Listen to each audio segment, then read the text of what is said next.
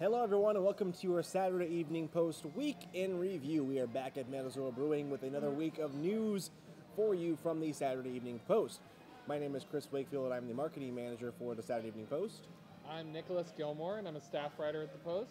And I'm still Jeff Nilsson, Director of Archives. A lot to get to this week, but first, let me tell you again, you can get a one-year membership to the Saturday Evening Post for only $15. That gets you 6 new print issues of the Post, full access to our online archive where you can explore previous editions of the Post cover to cover and a lot more.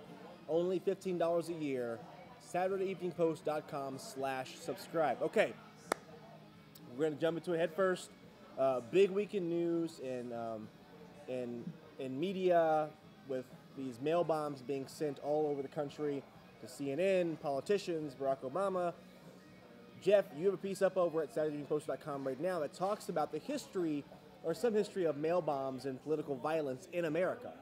Yeah, people keep asking me, have we ever seen anything like this before in history? And usually I say, no, I don't know what we're doing. But today I can actually say we do have a precedent. In 1919, there was a series of anarchists sending bombs. 36 bombs were mailed in at one time. One person was injured. Actually, one Georgia senator was injured. They found all the rest of them, but they went to Supreme Court justices, they went to attorneys, wow. They went to rich people just because they're rich, they went to postal employees because the anarchist publication had been banned from the mails. Anyway, fortunately nothing happened, but it was the start of an escalating war that quickly faded between anarchists and commercial interests. So there was no one event or one politician that kind of set this off? Was it random? Was it targeted towards certain politicians like we're seeing now? It was a leftover. People were still worked up about the First World War, and they were very upset that some people unions had been striking during the war. They hated unions. They thought they were all communists. The communists had taken over in Russia. It was all bad news, and they were worried about immigrants, particularly German Americans, hyphenated Americans, they called them. German Americans. So they were very worried about outsiders and their crazy radical ideas. What happened to the people who sent the bombs? What was the end result? They don't know who sent the bombs, but one person who was carrying the bomb to the Attorney General of the United States tripped, I guess, on the front steps and blew himself up in the front of the house. Nobody was injured.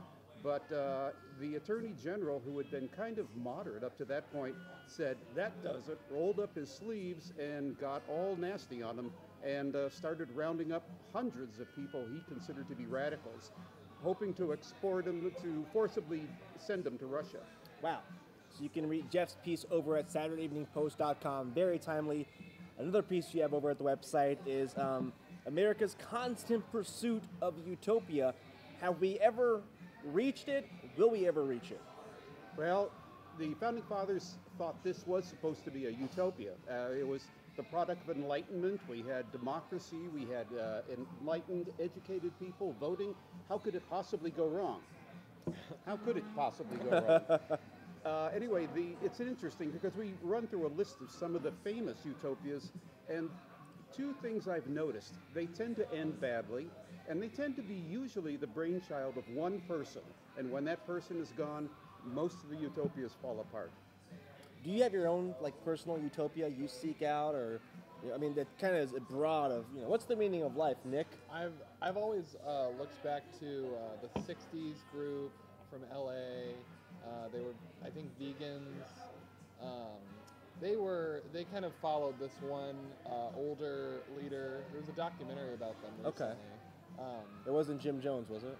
It wasn't Jim Jones. Okay. Just checking. That wasn't the... Because they were seeking utopia. They were seeking their own nirvana. I've heard of a lot on the list, like the Shakers and, and the Mormons. I don't know if that's on your list. Yeah, actually it was. I didn't put them on the list because so many people think of utopians and cults as the same thing.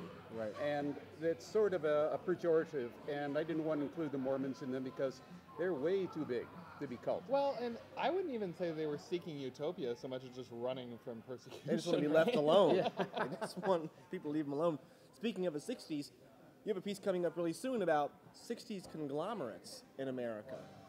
Yeah, so this was, during the booming 60s, the economy was good, interest rates were low. A lot of... Redlining was all over the place. Yeah. A lot of companies and, heads of these companies found mergers and acquisitions to be a pretty great way to increase their stock prices. And so there were these companies like the one that I focused on was Ling Temco Vought, and it's LVT, which might not be a household name for a lot of people now, but in the 60s they grew a lot. It was James Ling who started this just as a small electrical contractor, and he took on a lot of other companies and corporations through the 60s to like Wilson and Company. They make tennis rackets, Right. and also did meat packing. Took on an airline, a car rental, a lot of manufacturing, because it was a pretty easy way to grow and to grow your stock prices and to kind of signal the fact that you had a lot of growth. But at the end of the 60s, this kind of came crashing down for a lot of people because the 70s economy wasn't so kind, and the sort of illusory growth that a lot of these companies or conglomerates were making kind of became more apparent to people. Okay. So this is a specific moment in history when and we still have conglomerates. Oh, very much so. A lot of them grow in different ways. Some of them, have found ways to make these sort of diversified interests work. But this is a specific period in history where, the economic, the interest rates and the economic atmosphere kind of made it perfect for these conglomerates to have a lot of growth. You can read Nick's piece over at the website, SaturdayEveningPost.com. Speaking of the website, remind you once again, you can become a member over at SaturdayEveningPost.com and get access to our digital archives, which are now online, cover to cover. You can explore every issue of the Saturday Evening Post in our online archives for only $15 a year. A great deal. SaturdayEveningPost.com/subscribe. You get archive access, exclusive member benefits, and a lot more. You should probably take advantage of that. Nick, where can we find you online? I am on Twitter at Darwin Jr. with a Y.